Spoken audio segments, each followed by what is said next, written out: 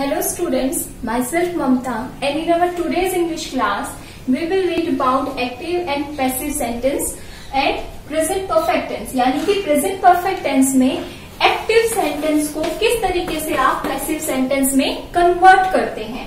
So mainly जैसे हमें पता है कि our sentences are divided in 4 parts: assertive, negative, interrogative, and the sentences which starts with WH word or with the how word.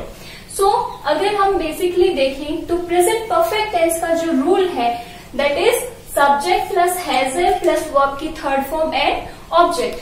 सो हमें पता होना चाहिए कि हैज और हैव इन दोनों का यूज हमें कहाँ पर करना है. तो हैज का यूज मेनली सिंगुलर नाउन में होता है, हैव का यूज होता है प्लूरल नाउन में, और इसके साथ साथ में आई वी यू के साथ में भी हम क्या करते हैं, हैव का यूज करते हैं. और अगर सिंगुलर नाउन में हम काउंट करें तो ही, शी, इट और किसी भी नेम के साथ में.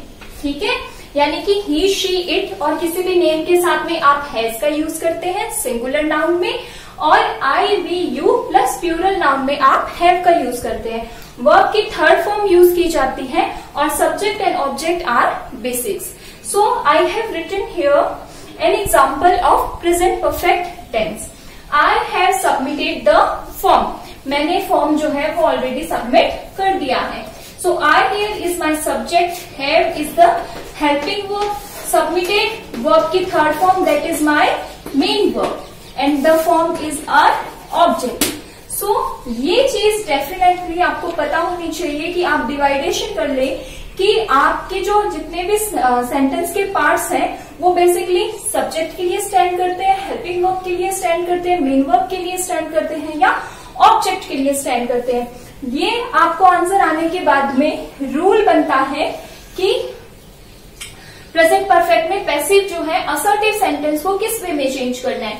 सो पहले आप ऑब्जेक्ट लिखिए, फिर हैज या have according to your object, then been, then verb की third form by and subject.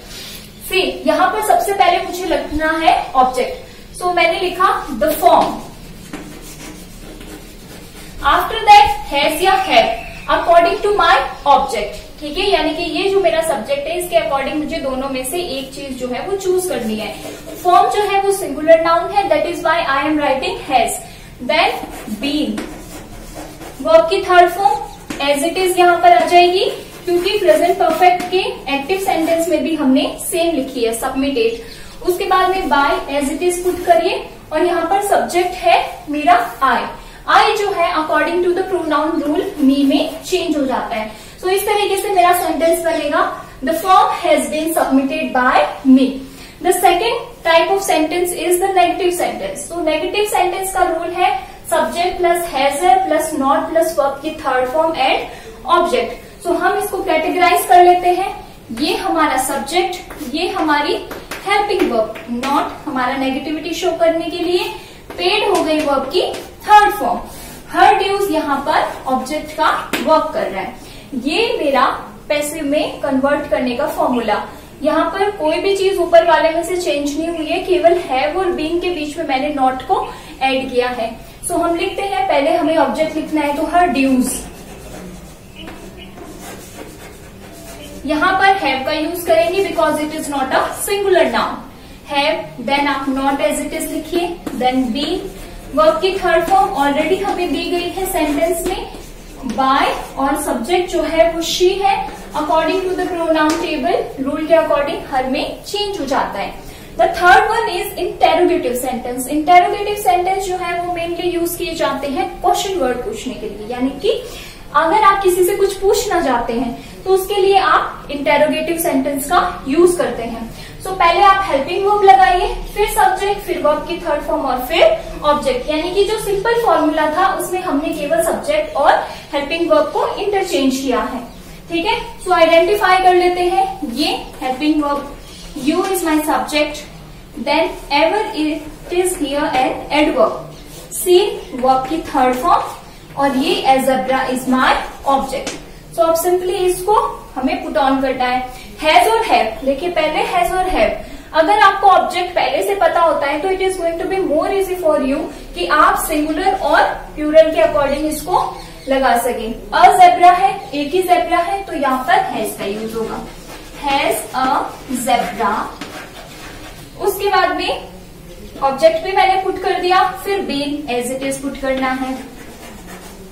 Then verb की third form seen, but seen से पहले एडवर्ब आई है। एडवर्ब हमेशा वर्ब के पहले यूज की जाती है, ठीक है।